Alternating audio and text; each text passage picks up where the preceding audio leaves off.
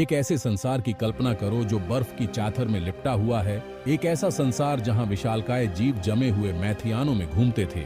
ये था प्लेस्टोसीन युग, एक ऐसा समय जब हिम युग के प्रतीक विशालकाय मैमथ इस धरती पर विचरण करते थे।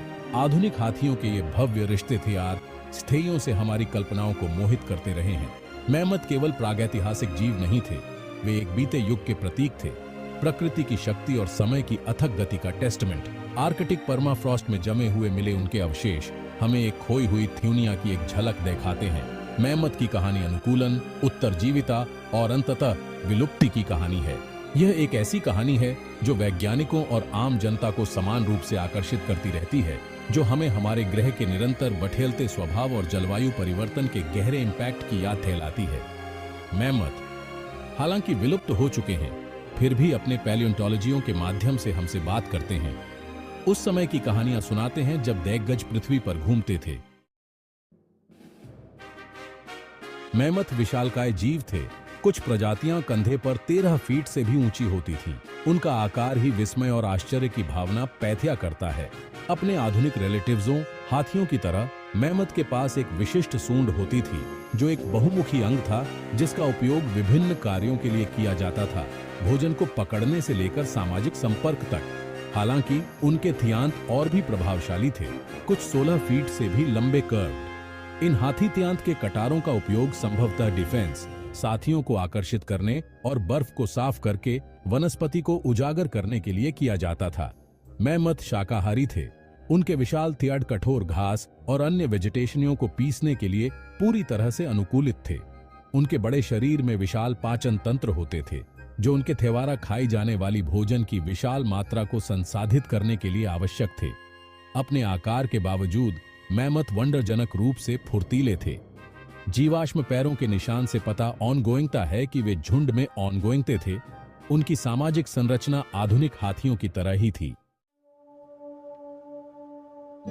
मैमथ प्रजातियों में सबसे प्रसिद्ध वूली मैमथ अपने ठंडे वातावरण के लिए उल्लेखनीय रूप से अनुकूलित थे।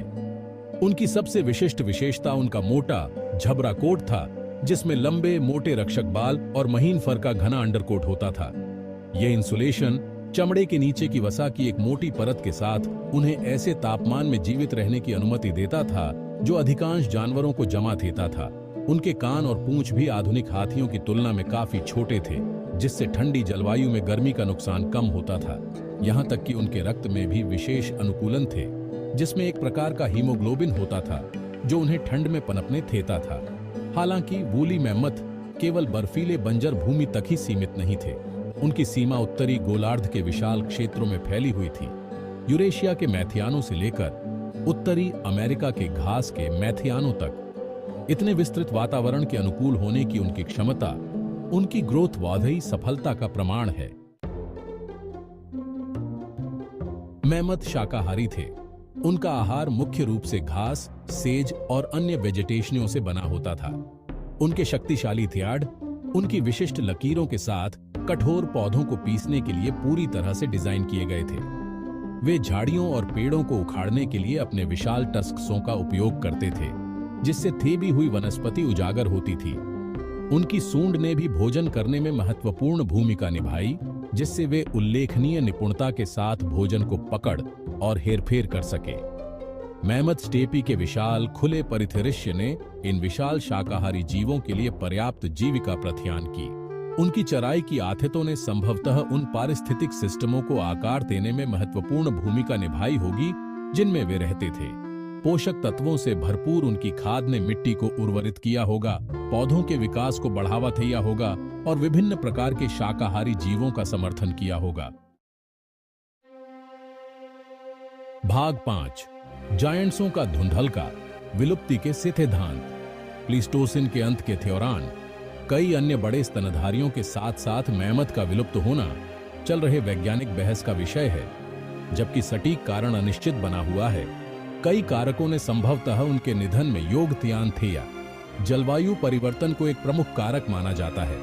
जैसे जैसे अंतिम हिमयुग के अंत में पृथ्वी गर्म होती गई, मैमथ स्टेपी उनका प्राथमिक आवास सिकुड़ने लगा, जिसकी जगह जंगलों और टुंड्रा ने ले ली। ह्यूमन शिकार एक और संभावित योगदान करता है। प्रारंभिक ह्यूमन हजारों वर्षों तक मैमथ के साथ कोएग्जिस्टेड में रहे और इस बात के प्रमाण हैं कि मनुष्य ने इन विशाल जीवों का शिकार किया था। आवास के नुकसान के साथ साथ अत्यधिक शिकार ने मैमथ आबादी को विलुप्ति के कगार पर धकेल दिया होगा। कुछ वैज्ञानिकों का यह भी प्रस्ताव है कि बीमारी ने भी भूमिका निभाई होगी, हालांकि इस सिद्धांत का समर्थन करने वाले ठोस सबूतों का लैक है। मैमथ का विलुप्त होना पर्यावरण परिवर्तन के प्रति सबसे सफल प्रजातियों की भी भेथेयता की एक कठोर याद दिलाता है। भाग 6 समय में जमे हुए मैमथ की डिस्कवरीज। आर्कटिक परमाफ्रॉस्ट में जमे हुए मैमथ शवों की खोज ने वैज्ञानिकों को इन विलुप्त हो चुके जायंट्सों का अध्ययन करने का एक अभूतपूर्व अवसर प्रदान किया है। सहस्राब्दियों से जमी हुई जमीन में संरक्षित ये अवशेष अतीत की एक झलक पेश करते हैं, जो उनकी शारीरिक रचना, आनुवंशिकी और यहाँ तक कि उनके अंतिम भोजन के बारे में विवरण प्रकट करते हैं। सबसे उल्लेखनीय खोजों में से एक थियो 1007 में साइबेरिया में पाया गया ल्यूबा नामक 42,000 साल पुराना वूली मैमथ था। ल्यूबा के उल्लेखनीय रूप से अच्छी तरह से संरक्षित अवशेषों ने वैज्ञानिकों को मैमथ के विकास और शरीर विज्ञान के बारे में जानकारी का खजाना प्रदान किया। 2012 में साइबेरिया में एक और अविश्वसनीय खोज हुई, एक माथिया वूली मैमथ जिसका नाम बटरकप रखा गया।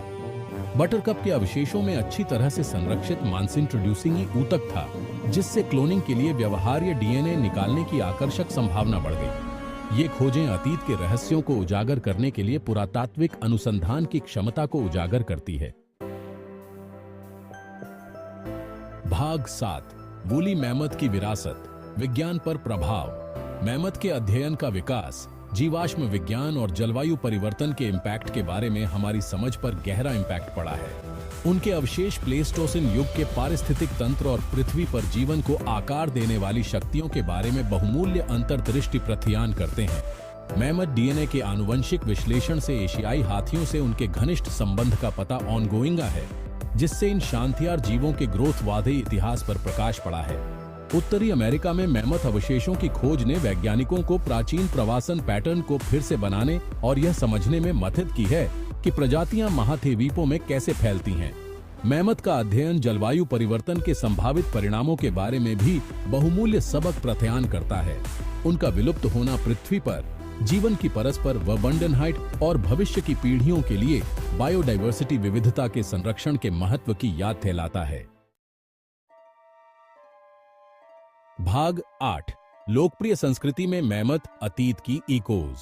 अपने झबरा कोट और घुमावदार टस्क्सों के साथ वूली मैमथ की छवि हिमयुग और प्रागैतिहासिक जायंट्सों की खोई हुई थ्यूनिया का एक स्थायी प्रतीक बन गई है। मैमथ ने सदियों से लोगों की कल्पनाओं को मोहित किया है, गुफा चित्रों, लोक फिक्शनों और आधुनिक मीडिया में दिखाई दे रहे हैं। साहित्य में मैमथ को कथा के कार्यों में चित्रित किया गया है, जैसे कि जूल्स वर्ने की journey to the centre of the earth और जीन ऑल की clan of the cave bear. उन्होंने आइस एज फ्रेंचाइजी सहित लोकप्रिय फिल्मों में भी अपनी उपस्थिति दर्ज कराई है, जहां उन्हें विशिष्ट पर्सनालिटीज वाले कोमल जायंट्सों के रूप में दर्शाया गया है। मैमथ के साथ स्थायी आकर्षण अतीत के बारे में हमारी स्वाभाविक जिज्ञासा और उन जीवों से जुड़ने की हमारी इच्छा को दर्शाता है जो कभी हमारे ग्रह पर घूमते थे। भाग 9 पुनरुत्थान की नैतिकता। क्या मैमथ को वापस लाना चाहिए?